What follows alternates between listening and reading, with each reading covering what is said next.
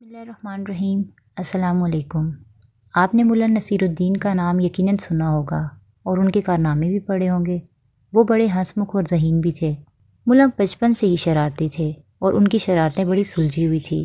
ملا کی جب شادی ہو رہی تھی اور بڑے اہتمام کے ساتھ انہیں دلہا بنا کر جب گھوڑے پر بٹھایا گیا تو وہ فرار ہو گئے۔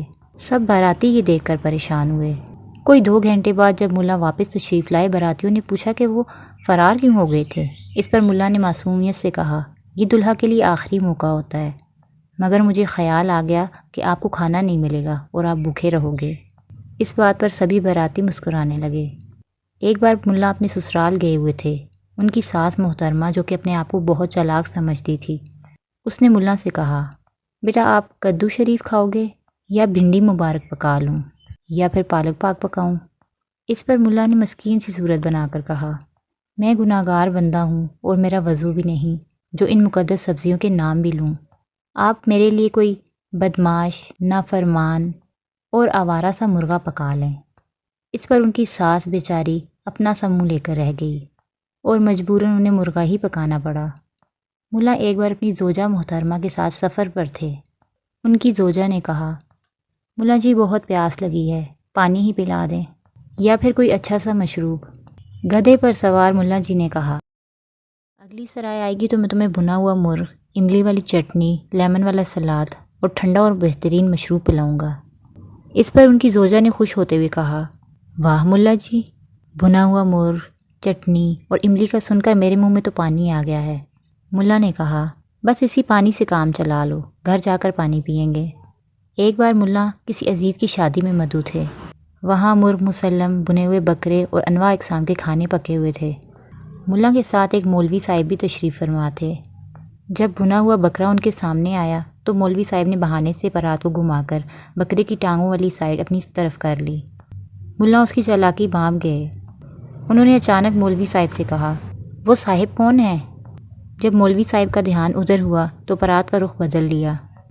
جب مولوی صاحب کا دھیان پرات کی طرف گیا تو انہوں نے ملا سے کہا، ذرا پانی پکڑانا۔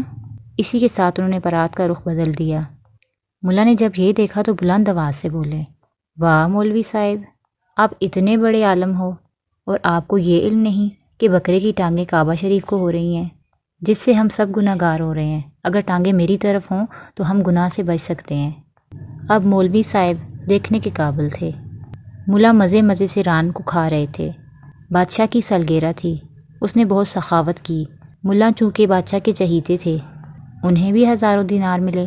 کسی نے ملا سے کہا کہ صدقہ و خیرات کرنے سے عمر میں برکت رہتی ہے اور صحت و تندرستی بھی رہتی ہے، آپ بھی غریبوں کی خدمت کریں۔ بات ملا کی سمجھ میں آ گئی۔ انہوں نے ایک کنواں خرید کر وقف کرنے کا ارادہ کیا۔ کنواں ایک یہودی کی ملکیت تھا۔ پہلے تو یہودی نے کنواں بیچ دیا اور پھر مزید پیسوں کے لیے بے ایمان ہو گیا۔ اس کا خیال تھا کہ وہ ملا سے مزید پیسے اینٹھ لے گا۔ بس پھر کیا تھا، اس نے بادشاہ کے پاس کیس درج کروایا کہ ملا نے کنواں خریدا ہے، پانی نہیں، اس لیے وہ پانی استعمال نہیں کر سکتا۔ بادشاہ نے ملا کو طلب کر لیا اور مقدمہ بتایا۔ ملا نے کافی سوچ و بچار کے بعد کہا، جی ہاں، میں نے کنواں خریدا ہے، پانی نہیں۔ آپ یہودی کو حکم دیں کہ وہ اپنا پانی نکال لے، ورنہ ہر دن کے حساب سے ہرجانہ ادا کرے۔ بادشاہ نے بھی یہودی کو حکم دیا کہ وہ 5 دن کے اندر اندر کنویں سے پانی نکال لے، ورنہ ہرجانے کے لیے تیار ہو جائے۔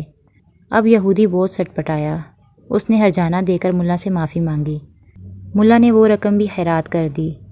غریب لوگوں نے جھولیاں اٹھا اٹھا کر ملا کو دعائیں دی۔ دوستو، آپ کو ہماری آج کی ویڈیو کیسی لگی؟ امید ہے آپ کو پسند آئی ہوگی۔